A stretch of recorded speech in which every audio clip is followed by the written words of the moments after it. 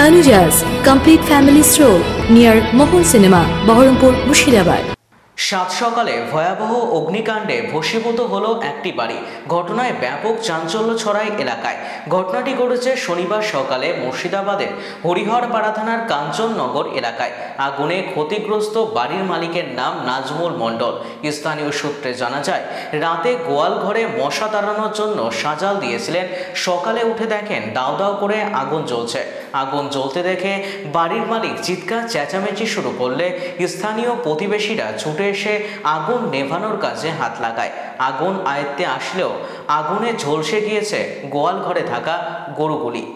আগুনটা কালকে সাজালটা দেওয়া ছিল, সাজালটা দেওয়ার পর দুটো আউট ছাদ থেকে পাইলাম মেড়ি ওই সানি কাটবো, গরুর সানি দিতে হবে যে আমি সকালে নিয়ে যাবো। হ্যাঁ, গোবর আমি গেছি আর আউট থেকে সাজাল থেকে আউটে আগুনটা লেগে গিয়ে ধরে গেছে। বাছুর বিশাল পুড়ে গেছে, গাই গরু একটু পুড়ে গেছে, বাছুরটা পুড়ে গেছে অনেক। Tanujas Complete Family Stroll near Mohol Cinema, Baharampur, Murshidabad.